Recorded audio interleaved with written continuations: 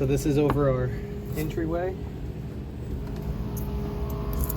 We've got the house positively pressurized right now.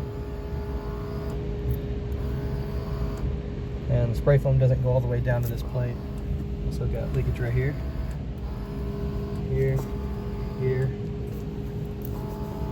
It's a little still right here, so insulation must have gone down and adhered. But all through this section, we've got leakage. Let's get it from Pascal measurement too. All right, positively pressurized. And we are leaking. We got our garage on the other side of this. And this is a different type of foam than this. So I don't know exactly what happened during construction, but they may have come in, done the initial insulating, and maybe did a initial blower door test, failed, and then came back and refoamed with this, which, where's that can? That's not the same equipment that they used originally. And they still didn't get it all the way because we've got leakage.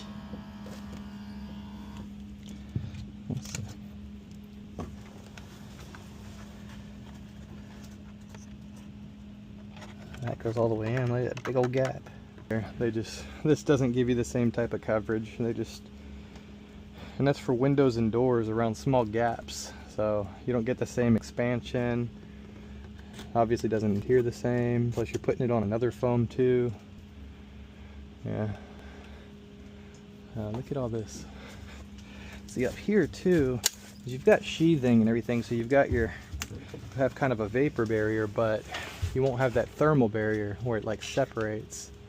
See, so you won't see any like air leakage, but you'll get thermal bridging from the roof down onto this, and then where it's gapped too, that doesn't make that insulation all the way over, and they really should have just went over the entire thing to kind of end that thermal bridging. But you know, all these little spots right here where it's just open, didn't even touch that, didn't even come up on this one all the way.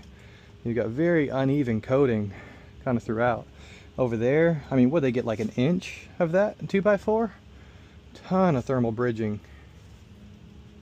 That's all those hot spots we were seeing on the camera. So I want to open this up on the opposite side of here so we can see what it looks like over there too. I'd like to see why this wall is so unstable, see what they tried to adhere to there. Alright, so there you go. Just take some plastic mesh or fabric mesh and spray foam it, huh? You don't want flat walls, we'll give you a nice textured look. Super structurally sound. Really every box we've come to too, they've got condensation marks around them where they've had sweating. The entire attic has pretty much been unconditioned other than whatever natural passive airflow they're getting between the formally conditioned space and what's supposed to be conditioned space. They've added a supplemental dehumidifier, an ERV, the dehumidifier they're using to derate the system too, which we still got to confirm capacity once we get our load completely dialed in. But they have no conditioning up here whatsoever. No returns, no supplies, no dedicated dehu, nothing. So this is just one big cave.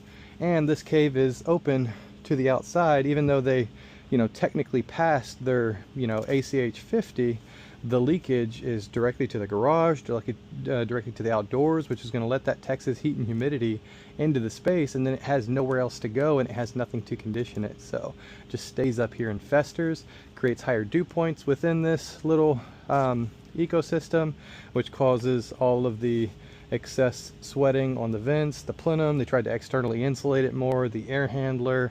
You've got wet wood, you've got a lot of foreign growth throughout, so definitely original design issue, poor execution on the contractor's part, and the building contractor, insulation contractor, everybody kind of dropped the ball in their own ways. But all those cumulative things have become this big problem for the homeowner who bought a brand new, very expensive house and thought they were, inheriting something without problems, because it's a brand new house. What do you expect other than to have to pay your mortgage?